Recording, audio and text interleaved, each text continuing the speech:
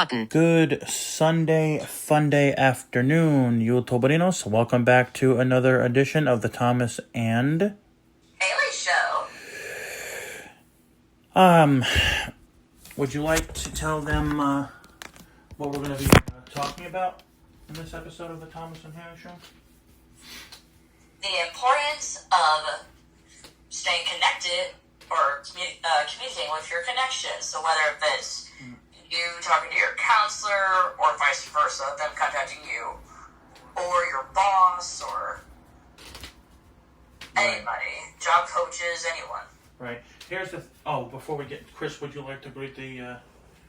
Hello, people. Let's get this party started. That's it. Yes. There you go. It's not a party without Dr. Pepper. Anyway, Not a rapper. There you go. And pull it off. that was a friendly word from our sponsor. No? Yes, it was.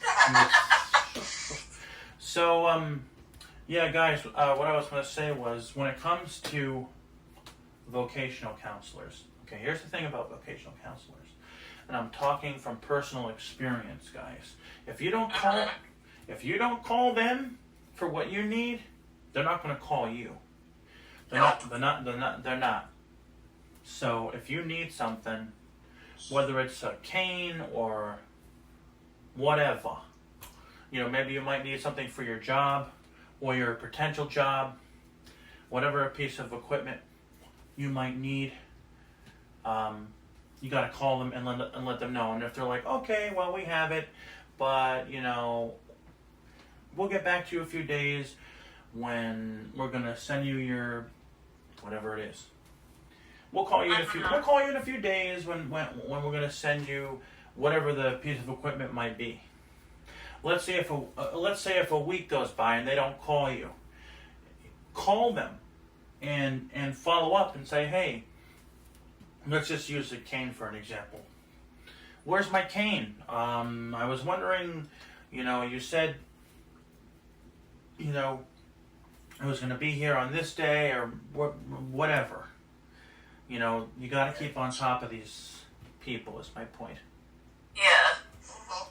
Mm-hmm. It also depends on the counselor, too, because I've had experiences with it, but my counselors have been right on top of what I needed, like when it comes to school or jobs. It really doesn't... Mm-hmm. It depends on the personality of the person, how they interact with people. Mm-hmm. Yeah, you're lucky. Yep, and our good friend Daniel, who you sometimes see on Doing Everything Blind, because he actually messaged me and asked me about this. I thought it was a great idea. Yes. Just like his scenario, oh yeah, the counselor is going to try to shut your case on you when they clearly did not contact you, because you'll know if they did, if there's voicemails, missed calls, emails, you would see all of that, okay? It's like even the blind person would know that. And from what Daniel told me, he got nothing from this guy. Nothing. So I was like, besides that one email saying, oh yeah, I'm going to shut your case. And I'm like, hold up. At least for what I'm aware of, the counselor is not supposed to shut your case, without your consent, if I'm remembering the rules correctly. If I remember the rules correctly. Well, so far, my experience with my counselor, it's fine. So I just felt bad for him. It's like, well, that sucks, dude. Just keep trying. It's like the same thing with the client.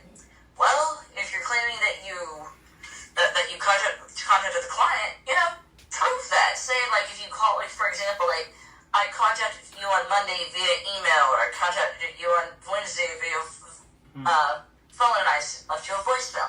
Yep. And if they say that, you can go back and check. You didn't leave me anything. Right.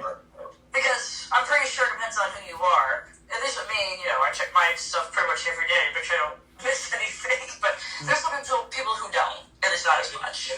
So, but at least for me, I check it a lot. So, make sure I don't miss stuff like that. So, whether if you're the client, whether if you're the counselor, it doesn't matter who you are. Stay, keep up your communication skills with your connections. Okay? Exactly. Say that with your boss, quite frankly. If there's something that you did wrong in the office, the boss should tell you, not just, gossip behind the scenes. You know what I mean? Oh, they will do that. But they will anyway, but still. It's important to stay connected with your connections. Yes. Yes, it is. Or even with just something simple like this, like what Thomas, Chris, and I are doing, because we do this little thing that's also an issue for because we want to. And if something comes up or whatever, then we message each other saying, "Hey, like something came up, I can't do it." It'd be better if we try to do it like a little bit earlier than what normally happens, but eventually, I get a message from him, or he'll get a message from me, and etc. That's actually a really good point, and I'm glad you brought that up, because now we're going to talk about, let's say, connections can mean anything, not just connections don't just mean your vocational counselors. Connections can mean anything. Let's say you, I don't know, get connected with somebody who wants to collab with you, right? And you guys set a day and time, right? It's all set. And then 5 minutes before the video or the stream is supposed to happen, the person says, "Oh, sorry, I can't do the video or the stream with you today." That's very rude. If that person knows the day before, or even the morning of, or the night of, or the afternoon of, they should let you know at least 3 or 4 hours before the stream or video is going to take place. And that's reasonable. That's very reasonable. Because you don't want to look embarrassed by going, "Yeah, it was supposed to be me and so doing this, but he or she hasn't showed up." And then as soon as you end your stream or your video, that's when they message you, "Oh, sorry, I couldn't be there." I'm like, "You could have told me that beforehand?" Like, yeah, let's flip the script. Vice versa now. If you are going to be on someone's channel, right? Okay, as a common courtesy thing, if you know that you're supposed to be doing a video with somebody, shut up, phone. If you know you're supposed to be doing a video with somebody, I don't know, the next day, don't let them know 5 minutes before the stream or video, "Oh, sorry, I can't be on your channel today." Let the person know the night before, if you know the night before, or the morning of, or if the stream's going to be at night, let them know that afternoon. "Hey, I'm sorry, I can't be on your or in your video tonight, or on your stream, or in your stream tonight. On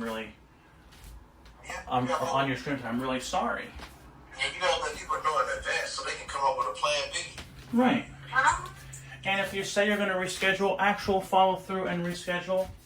And as the person who is going to have the person on, that goes for you too. Don't just say, "Oh, we'll reschedule for another day," and then not do it. pretty much. No, So worse. yeah. Yeah. That does happen. Now, I guess another example we can use, let's just say if, you were set, ready to go, be on this channel, you're having a good old time, have a, informal discussion about whatever you're going to do, and just out of nowhere, you get a fever. Or, I don't know, let's just say you had a panic attack from something that's not related or anything else, but you feel like you physically can't do it because you just can't. As soon as possible, I wouldn't even say 2 hours before, because you just don't know, what can happen with your body, pretty much any day. So pretty much, ASAP, just say, "Hey, I know we were planning to do this today, but I suddenly end up getting a migraine," for an example. Yep. And I don't know when it will go away. So, Right. I'll try to get back to you, whenever I'm able, so that way we can reschedule this. Sorry that this happened. Or something. Right. So, Yep. something on those lines. Yep. But don't just leave the person hanging, because remember, guys, they're taking their time. Out of their own day schedule. They're taking their accommodate time. They're taking their time to have you on their channel. They don't have to have you on their channel. They really don't. Nope. So, make sure if you can't be on, yes, things come up. But if you cannot be on their channel, communicate with them and say, "I'm really sorry, I can't be on today or tonight." or even tomorrow, something Or came up, or whatever. or even with work-related things, or even with counselors, if you're supposed to have a meeting with them, and for whatever reason something came up when you know for sure you can't, do it that day, then just send them an email and say, like, I understand we were supposed to have a meeting at 2 p.m. on Zoom or something like that. Is it possible that we can reschedule something came up? Right. And then, of course, wait for them to respond, and they say, yes, you can reschedule it. If not, then you just gotta wait until when the next time they'll be available, and etc. Right. So, yeah. Just doesn't matter who it is, whether it's a friend's channel on the internet, work-related things, or even college-related things, anything. Yep. Make sure to communicate with your connections, folks. Please. Absolutely. Yep. And I just thought of a topic for a week from today. How about a week from today we talk about live stream etiquette, the things you should and should not do when you are hosting a live stream. It's a great topic, folks. So you're not just talking about videos. No, So strictly actually doing live stream. as the host, what you should and should not. Okay. That works. All right, and if I need a referral, I can just come back to this video and listen Right. to what we said we're going to talk about. All right, guys. Well, thanks so much for watching, and if you have a topic that you think that Haley and I and Chris should talk about, definitely leave it in. Definitely leave your suggestions in the comments below this video or any of my videos. Sheet grabber, half screen, And button. hey, Stop, button. everybody has a talent, so make sure. So make sure y'all use your talents. Make sure y'all use your talents on Talented HV. Net. All right, y'all take care. Bye.